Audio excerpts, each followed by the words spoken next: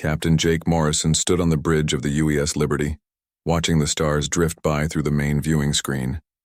3 months into their deep space mission, his small fleet of 5 ships had traveled farther from Earth than any human expedition before them. The excitement of exploration filled the air as his crew worked at their stations.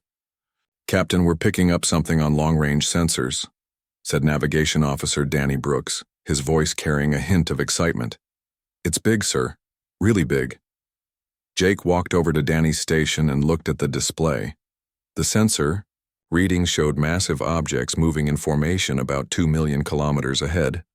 The shapes were unlike anything in their databases. "How big are we talking about?" Jake asked. "The largest one is about 15 kilometers long, Captain. There are 12 ships total, arranged in what looks like a battle formation." Dr. Lisa Chen, the fleet's xenobiologist, looked up from her research station with wide eyes. "Captain, if those readings are correct, we might be looking at our first contact with an alien civilization." Jake felt his heart race. This was the moment humanity had been preparing for since they first looked up at the stars. All ships maintain current course but reduce speed. Battle stations just in case. Amy, open a channel to the fleet. Lieutenant Amy Patterson, the communications officer, nodded and activated the fleet-wide communication system. "All ships, this is Liberty. We have potential alien contact ahead. Maintain formation and await further orders." As the human ships approached, the alien vessels became visible on the main screen. They were massive, dark ships with strange curved designs that seemed to twist and bend in impossible ways. Golden lights ran along their hulls in intricate patterns, and each ship displayed a large symbol that looked like a twisted star. Suddenly, the space around the human fleet lit up with brilliant colors. Holographic displays appeared everywhere, showing images of burning planets, destroyed ships, and alien soldiers marching in perfect formation.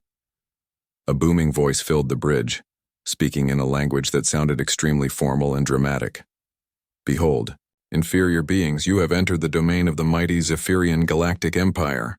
I am Supreme Commander Vexthaler, conqueror of 1,000 worlds, destroyer of rebellions, and bearer of the golden scepter of ultimate authority."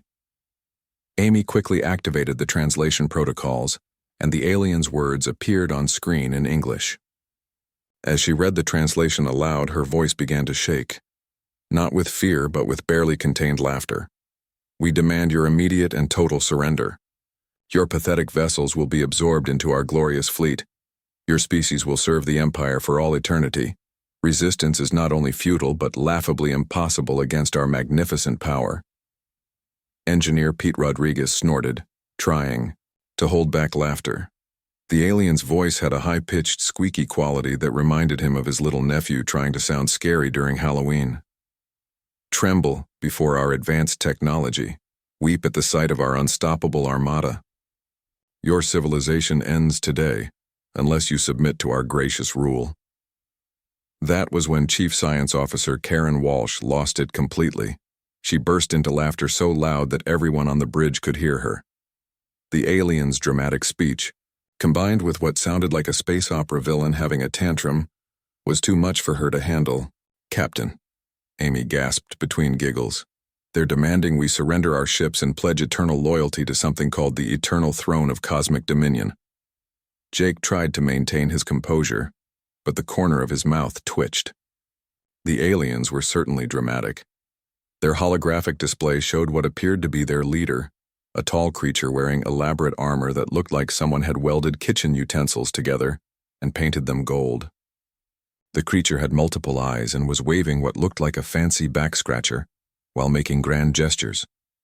Furthermore, the alien continued, "Your species will be catalogued in our great book of conquered peoples, right between the sniveling glob creatures of Zeta Prime and the cowardly rock-eaters of the Outer Rim." Security Chief Rachel Thompson covered her mouth, but her shoulders were shaking with suppressed laughter. The way the alien pronounced sniveling glob creatures made it sound like he was announcing the menu at a fancy restaurant. "This is unprecedented," the alien commander continued. "Never before has a species failed to immediately collapse in terror at our mighty presence. What strange behavior is this? Are you perhaps broken?" Do your fear circuits malfunction? The entire bridge crew was now struggling not to laugh out loud. Medical Officer Tony Garcia wiped tears from his eyes as he listened to the aliens' increasingly confused questions. "Captain," Amy whispered, "I think they're actually serious. They really believe this is scary." Jake cleared his throat and stepped forward. "Supreme Commander Vexathaler, this is Captain Jake Morrison of the United Earth Space Force. We come in peace and seek peaceful contact with your civilization." There was a long pause. Then the alien's voice returned, sounding even more confused than before. "Peace? What is this peace you speak of? Do you mock our glorious conquest protocols? Are those strange sounds some form of psychological warfare unknown to our vast databases?" "Those sounds," Jake explained, trying to keep his voice steady, "are called laughter. It's what humans do when we find something amusing or when we're nervous." "Amusing? You find our demonstration of superior firepower amusing? This is impossible. Our intimidation techniques have worked on over 3,000 different species. No one has ever laughed at the mighty Zephyrian Empire." The alien commander's voice cracked slightly on the word laughed, as if he couldn't quite believe what he was saying. Danny Brooks looked at his captain with barely contained mirth. "Sir, should we tell them that their mighty armada is reading as having technology roughly equivalent to our cargo haulers?" Jake shook his head quickly, though he was fighting his own battle against laughter. This was first contact with an alien species, and somehow it had turned into the most ridiculous situation any of them could have imagined. The great galactic empire that had conquered thousands of worlds was offended that humanity wasn't scared of them. Jake had a feeling this was going to be a very interesting day. Dr. Lisa Chen took a deep breath and stepped closer to the main communication console.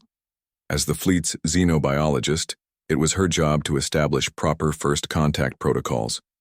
She had trained for this moment her entire career, but nothing in her studies had prepared her for aliens who sounded like they were performing in a children's theater play. "Supreme Commander Vexathaler," she began, trying to keep her voice professional despite the giggles still bubbling up from her chest. "We appreciate your colorful introduction to your empire. We would like to establish formal diplomatic relations between our species." The alien's response came immediately, his voice rising to an even higher pitch. "Diplomatic relations? You dare speak as equals to the mighty Zephyrian Empire? We do not negotiate with inferior life forms. We conquer them." Lisa bit her lip to keep from smiling. The alien's armor caught the light from his ship's bridge, and she could now see that what she had initially thought were weapon attachments were actually decorative pieces that looked remarkably like the pasta strainer her grandmother used to own. "Perhaps we got off on the wrong foot," Lisa continued. "Could you tell us more about your empire? We're very interested in learning about other civilizations." There was a pause, and then the alien seemed to puff up with pride. "Very well. Since you will soon be part of our glorious empire anyway, you may learn of our greatness. We, the Zephyrians, have ruled the galaxy for over 2,000 years. Our empire spans across the stars, bringing order to chaos and civilization to the barbaric." Engineer Pete Rodriguez was monitoring the alien transmissions when something unusual happened. A burst of static interrupted the commander's speech, and suddenly the human ships were receiving what appeared to be the aliens' entertainment broadcasts. Captain," Pete called out, his voice filled with confusion. "We're getting some kind of signal interference. I think we're picking up their television shows." The main screen flickered, and suddenly, instead of the pompous alien commander, they were watching what appeared to be a Zephyrian comedy program. The aliens on screen were slipping on what looked like space bananas and making high-pitched squeaking sounds that were apparently supposed to be funny. Amy Patterson burst into fresh laughter. "Captain, are we watching alien slapstick comedy? This is amazing." The interference cleared, and Commander Vexthalar's face reappeared, looking flustered. "Ignore those transmissions. They are classified military training exercises. Yes, training exercises for our elite combat units." Chief Science Officer Karen Walsh pulled up the data from the accidentally intercepted signals on her workstation. What she found made her eyebrows shoot up in surprise. "Captain, you need to see this. According to their own broadcasts, The Zephyrian Empire consists of exactly 47 star systems, all within a relatively small area of space. 47 systems? Jake asked. That's not exactly galactic. And get this, Karen continued, scrolling through more data. Their advanced conquest fleet appears to be using fusion drives that we abandoned 50 years ago. Their weapon systems are energy-based, but they're running on power levels that our mining equipment produces as background radiation. Meanwhile, the alien commander was still speaking, apparently unaware that the humans were analyzing his technology in real time. Our mighty war machines have crushed all opposition. Our advanced weaponry can destroy entire moons. Our shields can withstand the force of exploding stars. Security Chief Rachel Thompson looked at her tactical display and shook her head. Captain, their shields are operating at roughly 10% of our standard deflector strength. And those moon-destroying weapons they're talking about, they're basically really big flashlights. The situation became even more absurd when Medical Officer Tony Garcia detected something unexpected.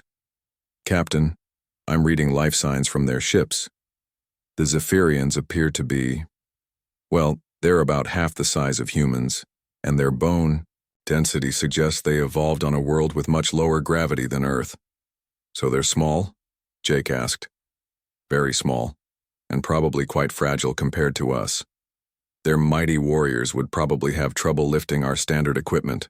Dr. Chen tried once more to establish meaningful communication. Commander Vexthalar, we notice your empire has achieved remarkable things. How did you manage to unite so many different species under your rule? The alien's chest swelled with pride again. Through our superior intimidation techniques, when species see our magnificent fleet and hear our terrifying war chants, they immediately surrender. None can resist the fear we inspire. At that moment, another technical malfunction occurred. This time, the humans intercepted what appeared to be a Zephyrian training video. On screen, they watched small aliens practicing their terrifying war chants, which sounded exactly like a choir warming up for a performance. Navigation Officer Danny Brooks covered his face with his hands. They're doing vocal exercises. Their scary war chants are literally singing warm-ups. The training video continued, showing Zephyrians learning dramatic poses and practicing their intimidating speeches in front of mirrors. One section showed them learning to make their voices sound deeper and more menacing, which explained the unusual pitch Jake's crew had noticed. "This is incredible," whispered Amy.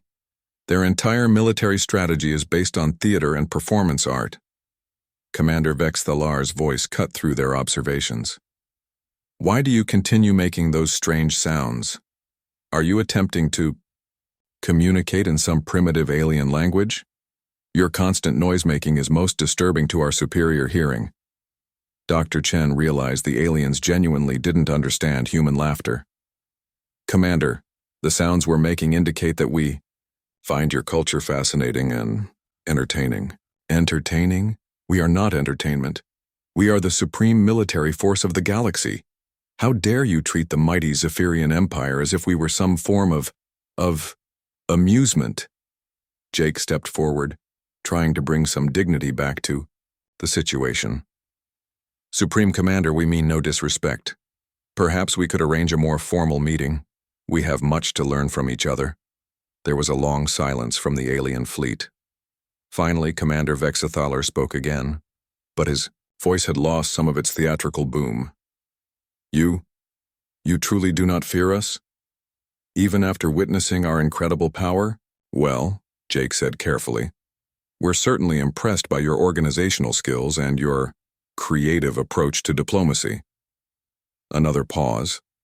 Then, in a much smaller voice, the alien commander asked, "Has anyone ever told you that you make very strange sounds when you're impressed?" The entire human bridge crew exchanged glances. They were beginning to realize that this first contact was going to be unlike anything anyone had ever imagined. The mighty Galactic Empire was starting to sound less like conquerors and more like a community theater group that had gotten a bit carried away with their performance. Back on the flagship of the Zephyrian fleet, Supreme Commander Vexthalar paced nervously around his command center. His ornate armor clinked with each step, and his multiple eyes kept darting toward the communication console where his officers waited for orders. Grand Admiral Kethuron. Vexthaler spoke into his long-range communicator, his voice no longer carrying its usual theatrical boom. We have encountered a most unusual situation. The humans do not respond to our standard conquest protocols. The response came from the Zephyrian homeworld, crackling through space with the voice of the Empire's highest military leader. What do you mean they do not respond? Have you shown them the parade of conquered worlds? Have you demonstrated the dance of inevitable doom? Yes, sir. We performed all the traditional ceremonies, but instead of cowering in fear, they make strange noises and seem to find our displays amusing. There was a long silence from the other end of the transmission. Finally, Grand Admiral Kethuron's voice returned, sounding worried. Amusing? No species has ever found our intimidation techniques amusing. Are you certain you performed them correctly? I followed the manual exactly, sir.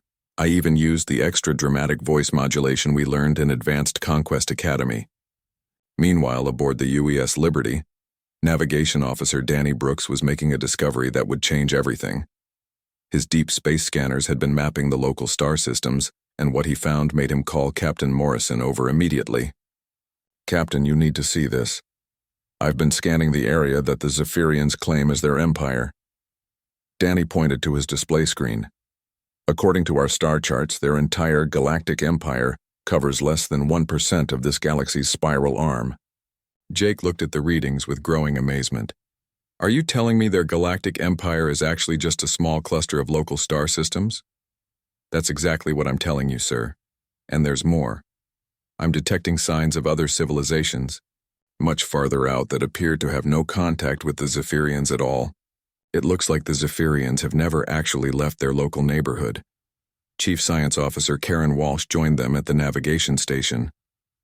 I've been analyzing their technology more closely. Captain, their ships can't even reach the speeds necessary for true interstellar travel. Those massive vessels they're so proud of are basically elaborate short-range transports. Dr. Lisa Chen overheard the conversation from her research station. That would explain a lot about their behavior. If they've never actually encountered a truly different alien species, they might have developed their intimidation tactics for dealing with very similar civilizations in their local area. As if to prove her point, another accidental transmission came through from the Zephyrian fleet. This time, the humans were listening to what appeared to be a strategy meeting between Zephyrian officers. Commander, what do we do if the humans ask to see our homeworld? One voice asked nervously.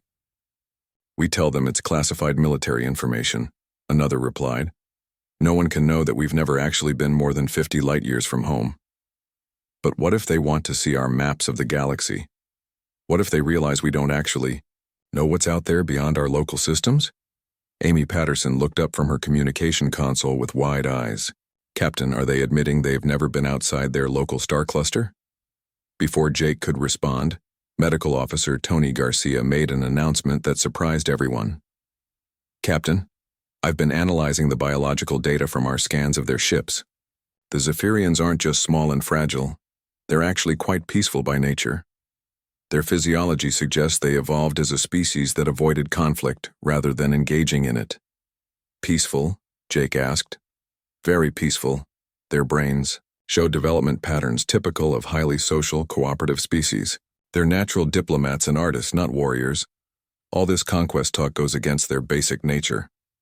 Engineer Pete Rodriguez, who had been quietly listening to Zephyrian communications, suddenly started laughing again. Captain, you have to hear this. They're discussing whether they should retreat, because they're worried we might be too advanced for them to handle. The accidentally intercepted conversation continued. What if the humans have weapons that can actually destroy planets? What if they really can travel between galaxies like their ships suggest? Our ships don't suggest we can travel between galaxies, Security Chief Rachel Thompson pointed out with amusement. No, but apparently theirs can't even reach the next star system without several months of preparation, Danny added. Dr. Chen decided to test a theory. She opened a communication channel to the Zephyrian commander. Supreme Commander Vexthaler, We're curious about your empire's exploration of the galaxy. How far have your people traveled from your homeworld? There was a very long pause. Then, in a much quieter voice than before, the alien commander replied, "We have extensively explored our local region of space. We are the undisputed masters of our domain." "And how large is your domain?" Dr. Chen asked gently. Another pause. "Large enough to encompass all civilizations worthy of our attention." Karen Walsh pulled up a galactic map on the main screen. "Commander, we'd like to share some information with you. This is a map of our galaxy. Could you show us where your empire is located?" The silence from the Zephyrian fleet stretched on for several minutes. Finally, Commander Vexthaler's voice returned, barely above a whisper. You have maps of the entire galaxy?" "We have maps of several galaxies," Jake replied honestly.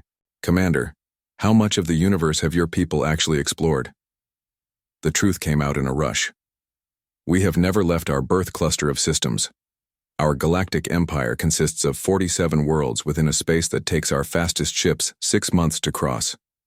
We have always assumed that we were the most advanced civilization in existence because we never encountered anyone more advanced than ourselves." The human crew exchanged glances.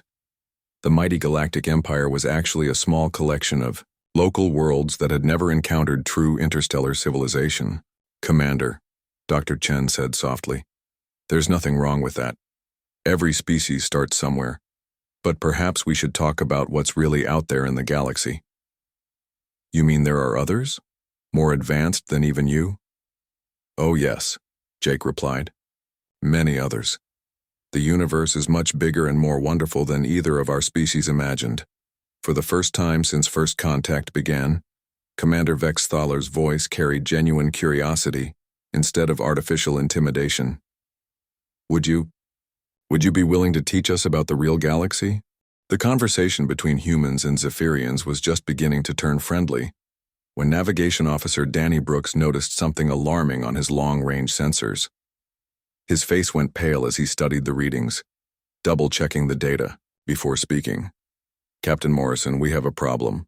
I'm detecting multiple contacts approaching fast from the outer system. Whatever they are, they're big and they're not using any technology I recognize." Jake hurried to Danny's station and looked at the sensor display. 12 massive objects were moving toward them at incredible speed, their energy signatures unlike anything in human databases. These ships were easily twice the size of the largest Zephyrian vessels. "Captain," Chief Science Officer Karen Walsh called out from her station, "I'm reading some very strange energy patterns from those incoming ships. The technology appears to be based on silicon rather than carbon or metal."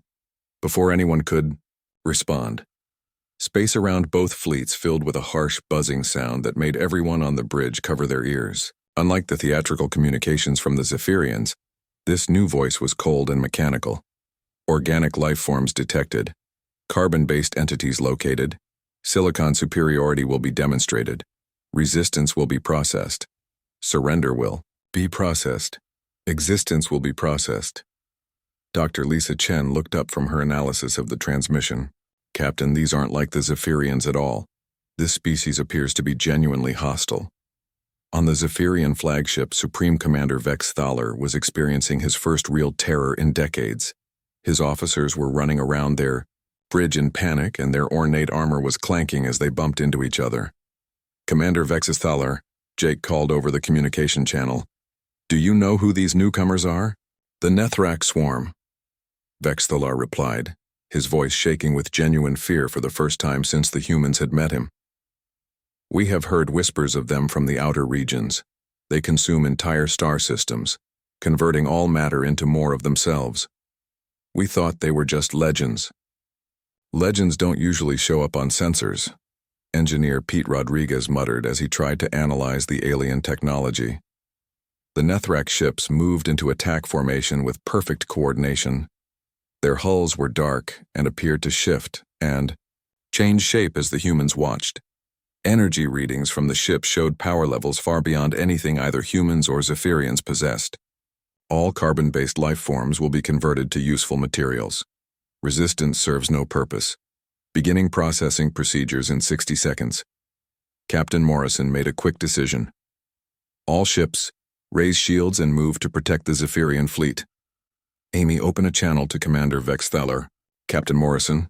Vexthaler's voice came through, filled with confusion. Why are you protecting us? We were your enemies just moments ago.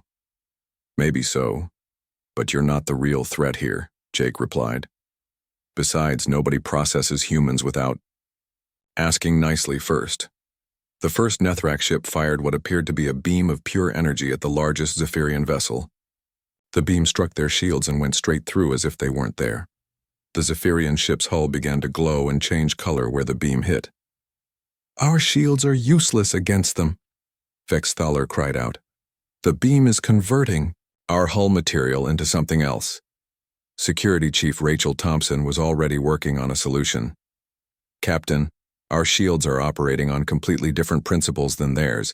We might be able to extend our defensive field to cover their ships. Do it, Jake ordered. All ships, extend shields to maximum range and cover the Zephyrian fleet. The human ships moved into protective positions around the smaller alien vessels.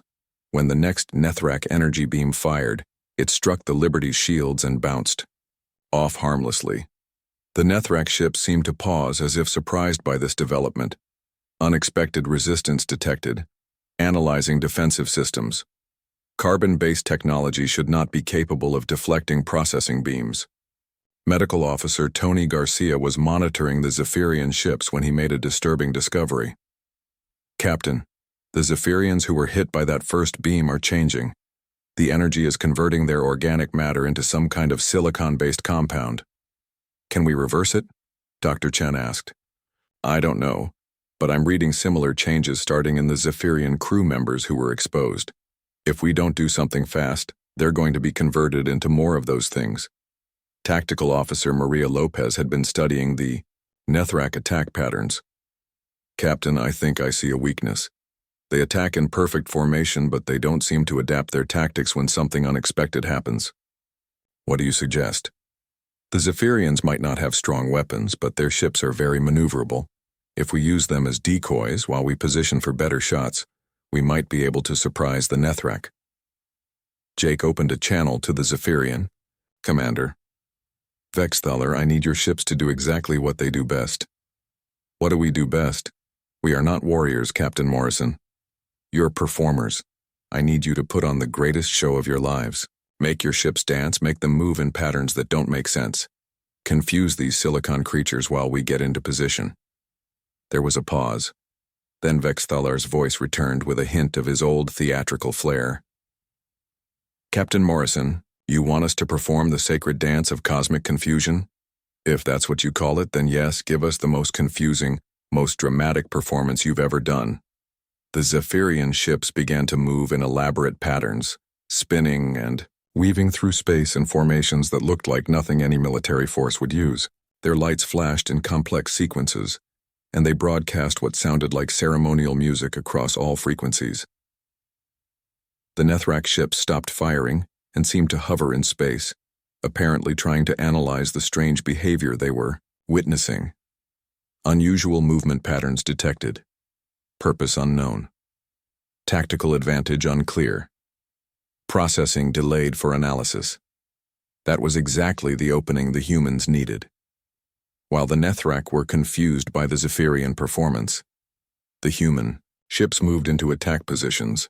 Their weapons, designed for asteroid mining and deep space construction, proved surprisingly effective against the silicon-based hulls.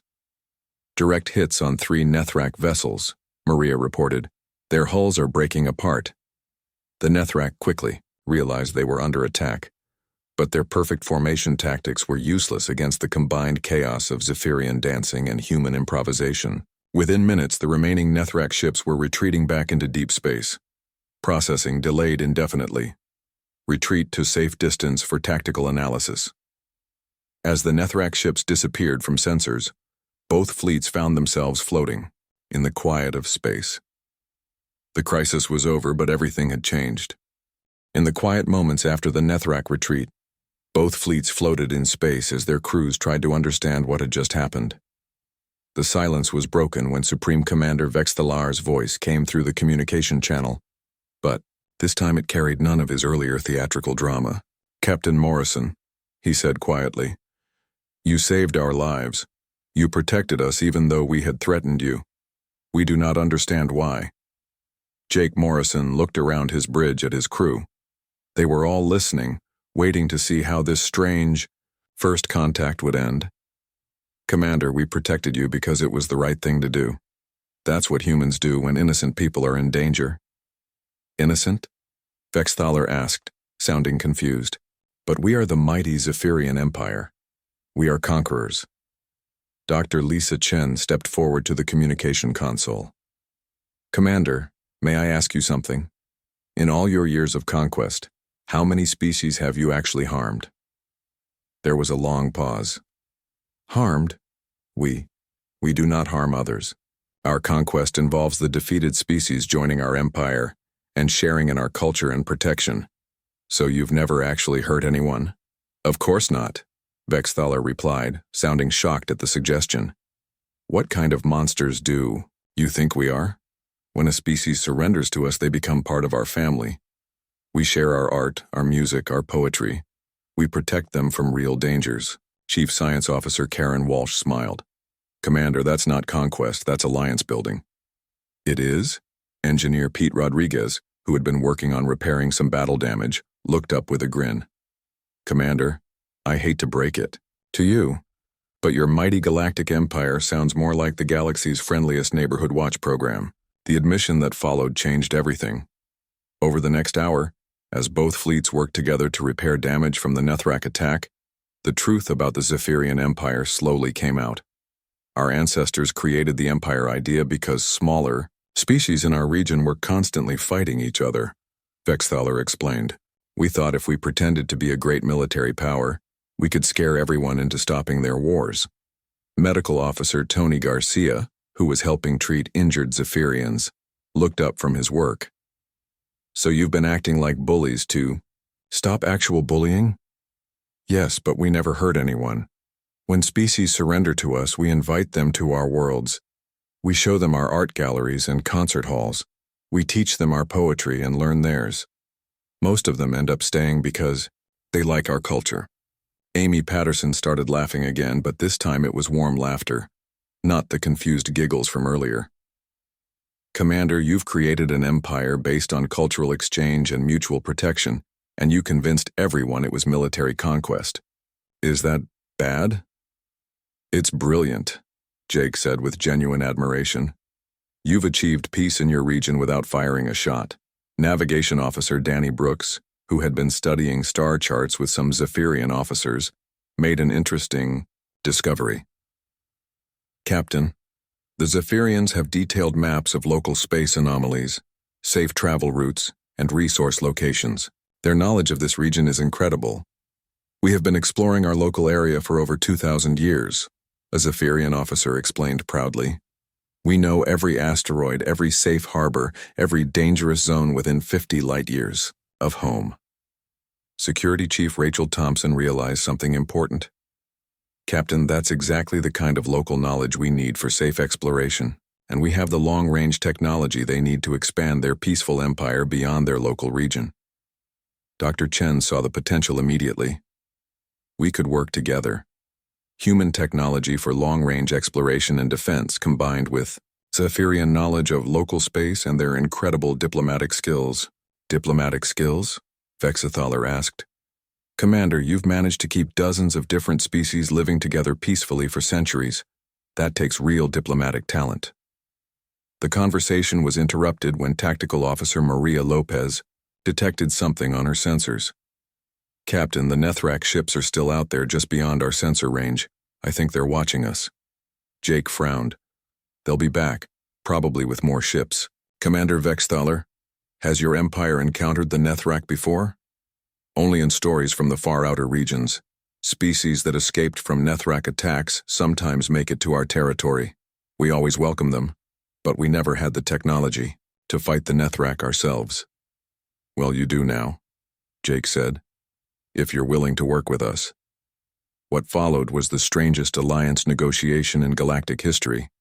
The humans offered their advanced technology and defensive capabilities. The Zephyrians offered their detailed local knowledge and their proven ability to bring different species together peacefully. We could create something new, Dr. Chen suggested. Not a human empire or a Zephyrian empire, but a real alliance of equals. A cooperative defense network, Maria added. Species working together to protect each other from real threats like the Nethrak. Engineer Pete Rodriguez was already thinking practically. We could start by upgrading Zephyrian ships with human shield technology. Then we work together to warn other species about the Nethrak threat. Commander Vexithaler's voice carried genuine excitement for the first time since they had met him. Captain Morrison, are you suggesting we become partners instead of conquerors? I'm suggesting we become friends, Jake replied. The galaxy is big enough for all of us, and apparently dangerous, enough that we need to work together. But what about our empire? Our reputation as mighty conquerors? Amy Patterson smiled. Commander, I think your reputation is about to get much better. Instead of being known as the species that scares others into joining them, you'll be known as the species that brings others together to face real dangers. That sounds much better than pretending to be scary, Vexthaler admitted. As both fleets prepared to travel together toward the Zephyrian homeworld, Jake made a final log entry. Personal log, Captain Jake Morrison. First contact with alien. Life has been nothing like what we expected. Instead of finding enemies or subjects to study, we found friends we didn't know we needed. The Zephyrian Empire may not be the mighty galactic power they pretended to be, but they're something much more valuable. They're proof that different species can live together in peace. And in a galaxy that contains real threats like the Nethrak, that might be the most important discovery humanity has ever made. In the weeks that followed, the alliance between humans and Zephyrians would grow into something that neither species had imagined possible. But it all started with laughter, understanding, and the simple recognition that sometimes the best way to make friends is to laugh together, even when you start out laughing at each other.